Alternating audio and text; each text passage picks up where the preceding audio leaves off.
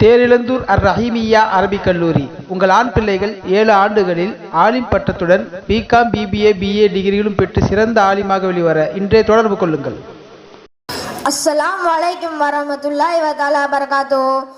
இஸ்லாம் கூறும் நறுகுணங்கள். அல்லாஹ் தஆலா திருக்குரானில் வ இன்னக லஅலா ஹுலுகின் அலீம், நபியே நிச்சயமாக நீர் மகத்தான குணத்தில் மீது இருக்கிறீர் என கூறிய ரசூலுல்லாஹி ஸல்லல்லாஹு அலைஹி வஸல்லம் அவர்கள் குணத்தை பற்றி அல்லாஹ் தஆலா சிறப்பித்து கூறியுள்ளான்.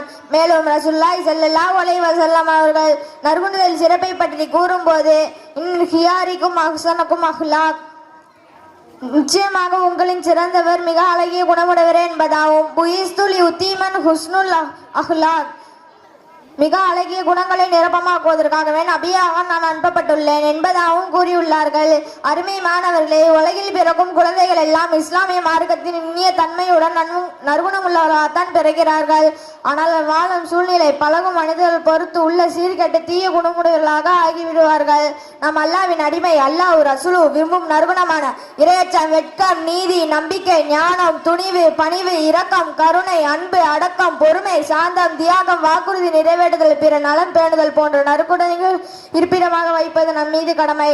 நற்குணம் என்பது ஒளி, தீய குணம் என்பது இருள். சூரியன் வந்து விட்டால் இருள் தன்னால் அகன்றுவிடும். அது போன்று பிற நலத்தில் அக்கறை கொண்டால் சூரிய நலம் என்பது இருக்காது.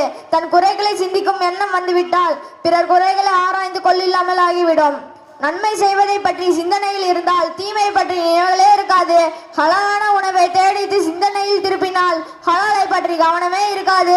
சுருக்கமாக சொன்னால் அல்லாஹ் தஆலாவின் தூதர் முஹம்மது ஸல்லல்லாஹு அலைஹி வஸல்லம் அவர்களும் கூறிய அனைத்து நற்குணங்கள் உள்ளத்தில் பதிய வைத்து விட்டால் சைத்தானில் குணமான தீய குணங்கள் உள்ளத்தில் இருந்து நீக்கிவிடும். இருளையிலும் இன்பமான வாழ்வு கிடைத்துவிடும். அல்லாஹ்வின் நவுதுவிக மின சிகாகி வ நிஃபாகி வ சூஇ அஹ்லாக்.